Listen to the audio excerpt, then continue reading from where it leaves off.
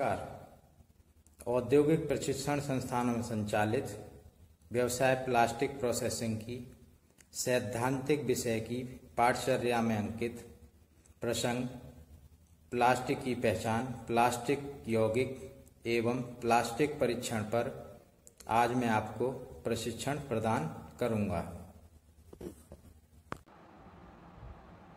चलिए शुरू करते हैं आज का प्रशिक्षण। इसमें हम जानेंगे प्लास्टिक की पहचान। सबसे पहले परिचय। प्लास्टिक प्रोसेसिंग से पूर्व प्लास्टिक मटेरियल के परीक्षण के बारे में पर्याप्त जानकारी अति आवश्यक है, क्योंकि प्लास्टिक मटेरियल के परीक्षण से पता लगाया जा सकता है कि कौन सा प्लास्टिक मटेरियल कौन से उत्पाद निर्माण के लिए उपयुक्त है। इसके अलावा प्लास्टिक मटेरियल के परीक्षण के माध्यम से उत्पादों का गुणवत्ता नियंत्रण भी किया जा सकता है। अब हम जानेंगे प्लास्टिक के आधार। प्लास्टिक की पहचान निम्न आधार पर की जा सकती है। इसमें पहला आता है दृश्यता या बनावट के आधार पर पहचान करना। प्लास्टिक मटेरियल से निर्मित वस्तुओं को सबसे पहले देखकर या एवं छूकर उसकी पहचान करने का प्रयास किया जाता है। इससे पूर्व हम प्लास्टिक के व्यवहारिक गुणों की पर्याप्त जानकारी लें। हमें यह भलीभांति ज्ञान होना चाहिए कि उत्पाद थर्मोप्लास्टिक है या फिर थर्मोसेट प्लास्टिक। इनके अलग अलग निम्न व्यवहारिक गुण हैं। थर्मोप्लास्टिक के व्यवहारिक गुण। थर्मोप्लास्टिक थोड़े कम कठोर होते हैं, वजन में भी हल्के होते हैं। थर्मोप्लास्टिक की वस्तु मोड़ने पर मुड़ जाती है। अब हम जानेंगे थर्मोसेट प्लास्टिक के व्यवहारिक गुण। थर्मोसेट प्लास्टिक कड़े होते हैं, इनका रंग बहुत गहरा होता है। यूएफ एवं एमएफ की वस्तुएं गहरे रंग की एवं अपारदर्शक होती हैं। ध्वनि आधारित पहचान। इसके पश्चात हमें संभवतया यह एहसास हो जाता है कि वस्तु थर्मोसेट है या थर्मोप्लास्टिक है। अब यदि थर्मोप्लास्टिक में हमें यह मालूम करना हो कि थर्मोप्लास्टिक में से कौन सा प्लास्टिक है, तो हम निम्न आधार पर अवलोकन करते हैं। यदि प्लास्टिक पारदर्शक है तो वह पीएफ, एसएन, पीसी, पीए, पीएमएमए हो सकता है। यदि प्लास्टिक अपारदर्शक है तो वह पीपी, पीवीसी, पीई, एबीएस हो सकता है। इसके पश्चात इन्हें ज़मीन पर पटककर पहचान की जाती है, जिसमें दो प्रकार की आवाज़ें उत्पन्न होती हैं। सामान्य आवाज़ या खोखली वस्तु के समान आवाज़ निम्न थर्मोप्लास्टिक में आती है। CA, CAB, PVC, PA, PTFE, PMMA एवं पीओएम। धातु के समान आवाज़ निम्न थर्मोप्लास्टिक से आती है। PC, PS, SN, NIPS, ABS, PPS एवं पीपीओ। खरोंच कर पहचान। इसके पश्चात इनकी नाखून से स्क्रैच करके पहचान की जाती है। नाखून से आसानी से स्क्रैच होने वाले प्लास्टिक हैं एलडीपीई, सीए। नाखून से स्क्रैच न पड़ने वाले प्लास्टिक हैं पीपी, एबीएस और पीए।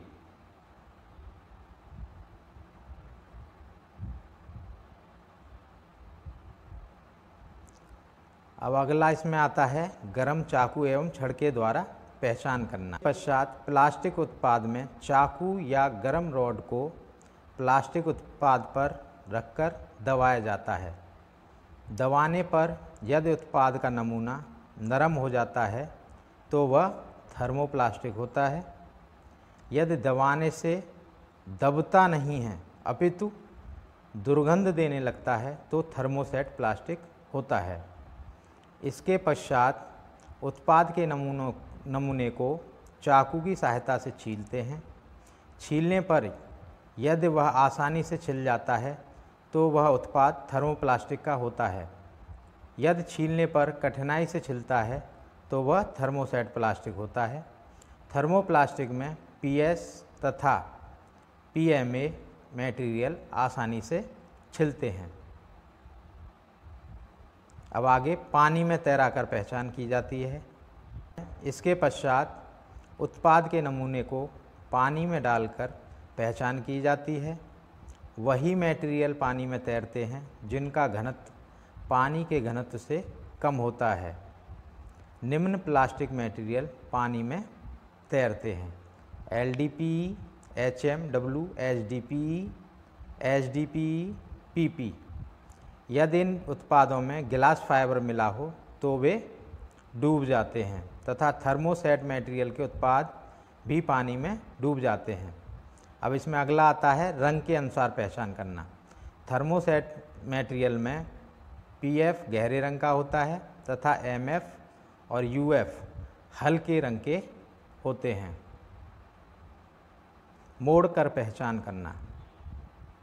प्लास्टिक मटेरियल के उत्पाद को जब मोड़ा जाता है तो सभी प्लास्टिक अलग अलग व्यवहार करते हैं। PP को मोड़ने पर उसमें निशान नहीं आता है और बार बार मोड़ने पर वह टूटता नहीं है। P मुड़ जाता है एवं निशान छोड़ देता है। PS और PMMA मोड़ने पर चटक जाते हैं। PS स्प्रिंग जैसा व्यवहार करता है। जलाकर पहचान करना। प्लास्टिक पहचान की अंतिम विधि में प्लास्टिक मटेरियल को जलाकर उसकी पहचान की जाती है। जलाने पर प्लास्टिक अलग अलग प्रकार का धुआं एवं ज्वाला उत्पन्न करते हैं जो कि निम्न हैं। इसमें सबसे पहले आता है PE। यह प्लास्टिक नीले आवरण एवं पीली ज्वाला के साथ बिना धुआं दिए लगातार जलता है। PP। यह प्लास्टिक भी नीले आवरण एवं पीली ज्वाला के साथ बिना धुआं दिए लगातार जलता है। इसमें गेंदे के फूल के समान गंध आती है। PVC। यह प्लास्टिक जलाने पर लगातार नहीं जलता है, बार बार स्वतः ही बुझ जाता है एवं सफ़ेद धुआं देने लगता है। इसमें आटे के जलने के समान गंध आती है। Cellulose plastic. यह प्लास्टिक नारंगी एवं पीली ज्वाला निकालते हुए काला धुआं देते हुए लगातार जलता है। इसमें सड़े मक्खन के समान गंध आती है। अगला इसमें प्लास्टिक आता है PMMA। यह प्लास्टिक पीले आवरण एवं नीली ज्वाला के साथ बिना धुआं दिए लगातार जलता है और इसमें सड़े हुए फल के समान गंध आती है। PS। यह प्लास्टिक नारंगी एवं पीली ज्वाला के साथ बदबूदार गंध देता हुआ लगातार जलता है। PS के कोपॉलीमर ABS, HIPS एवं SAN में भी यही गुण होते हैं। अब आता है अगला HIPS। यह प्लास्टिक नारंगी आवरण एवं पीली ज्वाला के साथ जलता है परंतु स्वतः ही बुझ जाता है।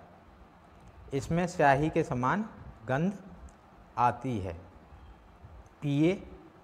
यह प्लास्टिक नीले आवरण एवं पीली ज्वाला के साथ लगातार जलता है एवं इससे बालों के जलने के समान गंध आती है।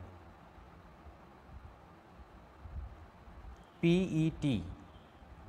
यह प्लास्टिक नारंगी आवरण एवं पीली ज्वाला के साथ लगातार जलता है। इसमें बालों के जलने के समान गंध आती है। इसके बाद आता है PF। यह प्लास्टिक जलाने पर आसानी से नहीं जलता है एवं जलने पर लगातार पीली ज्वाला के साथ जलता है। इसके बाद आता है पीवीसी। यह प्लास्टिक जलकर स्वतः ही बुझ जाता है एवं चमड़े के समान गंध देता है। इसके बाद आता है आपका इपॉक्सी।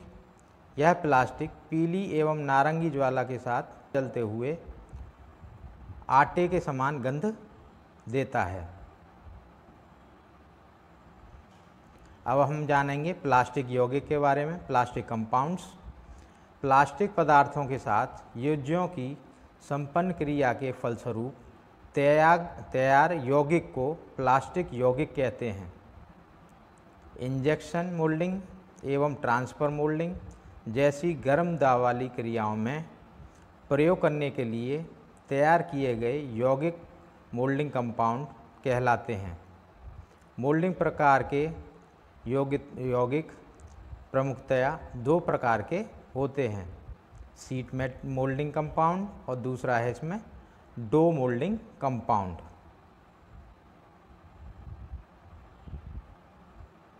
सीट मोल्डिंग कंपाउंड के बारे में जानेंगे हम। सीट मोल्डिंग कंपाउंड पॉलीएथिलीन की दो फिल्मों की परत के मध्य दबाकर बनाया जाता है।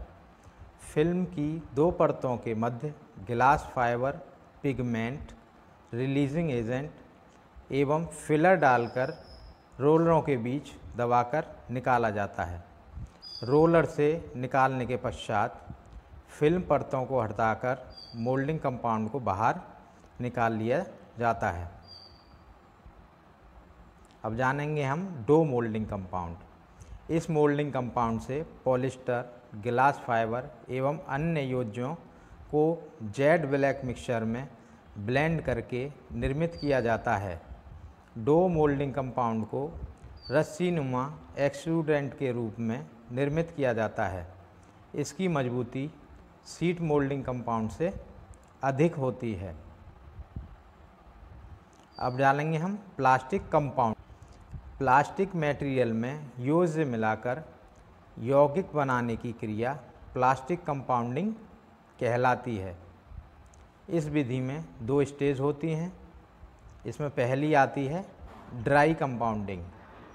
इस विधि में प्लास्टिक पदार्थ में योज्य मिलाकर हाई स्पीड मिक्सर में डालकर मिक्स किया जाता है। मेल्ट कंपाउंडिंग आती है इसमें दूसरी। इस विधि द्वारा कंपाउंडिंग के लिए single screw extruder, twin extruder एवं काइनेटिक ऊर्जा मिक्सर आदि का प्रयोग किया जाता है। उपरोक्त दोनों विधियों द्वारा प्लास्टिक कंपाउंडिंग की जाती है एवं विभिन्न उपयोग हेतु प्लास्टिक यौगिक तैयार किए जाते हैं।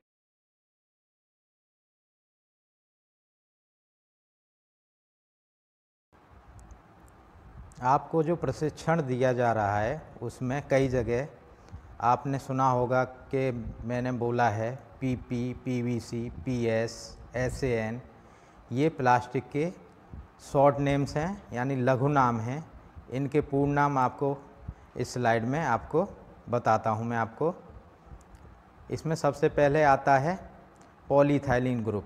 इसमें सबसे पहले आता है LDPE। LDPE की full form low density polyethylene होती है। दूसरा इसमें आता है LLDPE, linear low density polyethylene. उसके बाद आता है HDPE। HDPE की फुल फॉर्म है हाई डेंसिटी पॉलीइथाइलिन। अगला है HMHDPE, high molecular high density polyethylene. अगला इसमें आता है UHMHDPE, ultra high molecular high density polyethylene. PP polypropylene, PVC polyvinyl chloride, PS polystyrene, SAN styrene acrylonitrile, ABS acrylonitrile butadiene styrene, HIPS high impact polystyrene, CA cellulose acetate. इसी में और भी हैं, उनके फुल फॉर्म्स इस प्रकार हैं EVA ethylene vinyl acetate, PMMA polymethyl methacrylic. एक आता है PET पॉली इथाइलिन ट्रैप्थलेट। उसके बाद आता है PA polyamide POM polyoxymethylene PC polycarbonate PT FE polytetrafluoroethylene TPU thermoplastic polyurethane. PSO है इसमें अगला, इसको पॉली सल्फोन बोलते हैं। अगला आता है PES poly ether sulphone PPS poly फिनाइलिन sulphide PPE poly फिनाइलिन ether PAI poly amide PEI इसकी फुल फॉर्म है poly ether amide. LCP liquid crystal polymer PF phenol formaldehyde MF melamine formaldehyde UF urea formaldehyde PU पॉलीयूरिथेन्स। उसके बाद आता है PPO polyphenyl oxide. इसके बाद आपने plastic यौगिक के बारे में सुना, उसमें दो तरह की प्रोसेसिंग होती है, DMC डो मोल्डिंग कंपाउंड और SMC seat moulding compound.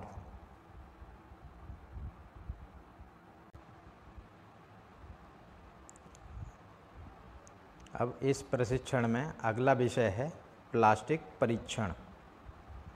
Plastic की उसके गुणों के अनुसार ही परीक्षण विधियां भी होती हैं। प्लास्टिक परीक्षण की विधियों का उनके गुणों के आधार पर निम्नानुसार वर्गीकरण किया जाता है। इसमें पहला आता है बहाव गुण। प्लास्टिक के बहाव गुण को उसको दी गई ऊष्मा के अंतर्गत उसकी विभिन्न स्थितियों के आधार पर ज्ञात किया जाता है। थर्मोप्लास्टिक एवं थर्मोसेट प्लास्टिक दोनों के बहाव गुणों की जानकारी के लिए अलग अलग विधियां होती हैं। MFI विधि, इसमें सबसे पहले आता है MFI विधि यानी मेल्ट फ्लो इंडेक्स विधि। MFI का पूर्ण नाम जैसा कि मैंने बताया मेल्ट फ्लो इंडेक्स होता है। इसका प्रयोग थर्मोप्लास्टिक मटेरियल की बहाव क्षमता मापने के लिए किया जाता है। MFI विधि में निम्न उपकरणों का प्रयोग किया जाता है। इसमें सबसे पहले आता है MFI टेस्टर। इस टेस्टर में एक बैरल होता है। इसके साथ ही तापमान सेटअप के लिए नियंत्रक एवं इंडिकेटर्स होते हैं। आप इस फोटो में देख सकते हैं, बैरल दिख रहा है आपको, टेम्परेचर कंट्रोलर दिख रहा है, पुश बटन है और इसमें टूल बॉक्स है। इसमें दूसरा आता है MFI डाई। इस विधि में बैरल व्यास के अनुसार 9 मिलीमीटर व्यास वाली डाई का प्रयोग किया जाता है। इसके अंदर के छिद्र का व्यास 2.08 मिलीमीटर होता है। चित्र में जैसे कि दिखाया जा रहा है, डाई होल जो है 2.08 मिलीमीटर का है और बैरल व्यास 9 मिलीमीटर का है इसमें।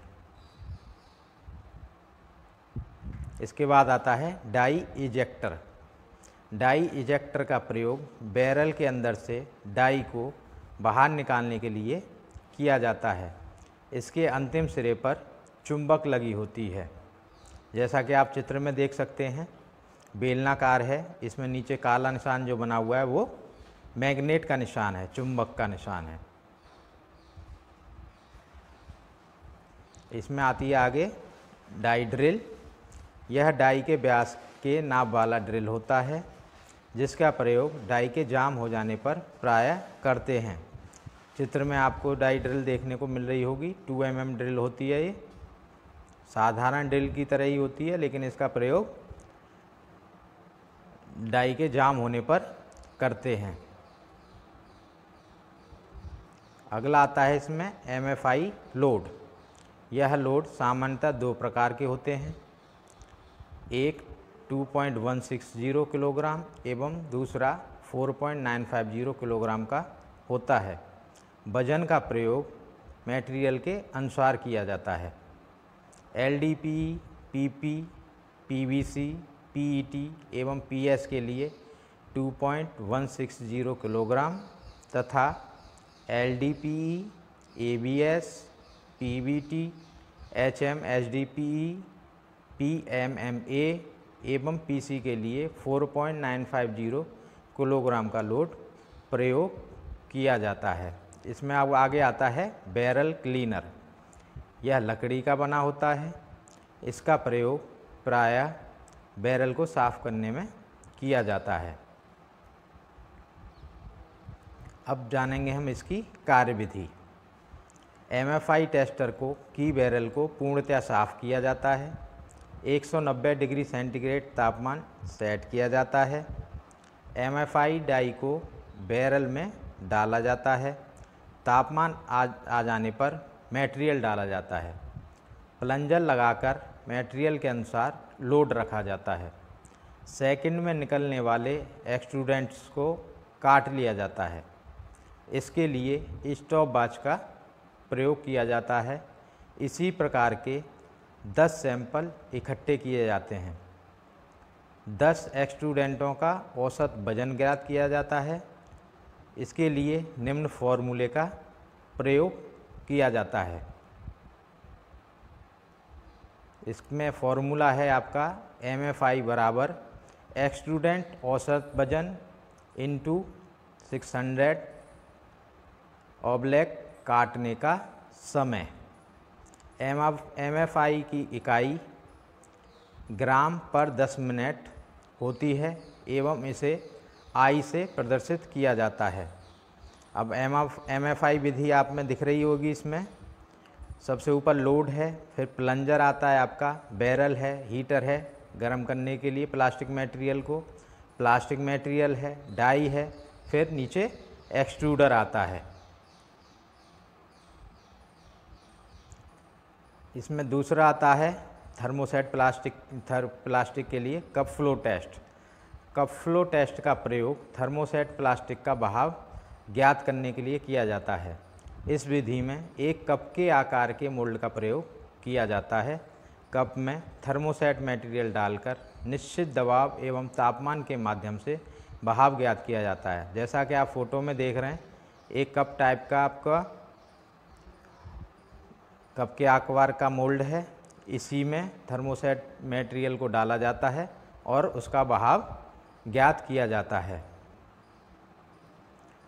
अब हम जानेंगे जो आज आपने प्रशिक्षण लिया उसका सारांश। इसमें हमने सबसे पहले आपको बताया प्लास्टिक की पहचान किस किस आधार पर होती है। दृश्यता या बनावट के आधार पर पहचान करना, या तो देखकर या बनावट के आधार पर। गरम चाकू एवं छड़ के द्वारा पहचान करना। गरम चाकू छड़ में ये है कि प्लास्टिक मटेरियल को जब हम गरम चाकू या छड़ से दबाते हैं तो वो पिघल जाता है, और थर्मोसेट प्लास्टिक को दबाते हैं तो वो दबता नहीं है, पिघलता नहीं है, बल्कि बदबू देने लगता है जलकर। पानी में तैरा कर पहचान करना। पानी में वही मटेरियल तैरते हैं जिनका घनत्व पानी से कम होता है। रंग के अनुसार पहचान करना। इसमें हमने बताया थर्मोसेट प्लास्टिक गहरे रंग के होते हैं। मोड़ कर पहचान करना, फिर जलाकर पहचान करना। उसके बाद हमने बताया आपको प्लास्टिक यौगिक। प्लास्टिक यौगिक में आते हैं SMC और DMC, सीट मेटल कंपाउंड और dough moulding compound. Plastic compounding बताई हमने आपकी, और प्लास्टिक का परीक्षण बताया। इसमें हमने आपको बताया कि थर्मोप्लास्टिक के लिए हम मेल्ट फ्लो इंडेक्स विधि का प्रयोग करते हैं, और थर्मोसेट विधि के लिए कप फ्लो टेस्ट का प्रयोग करते हैं।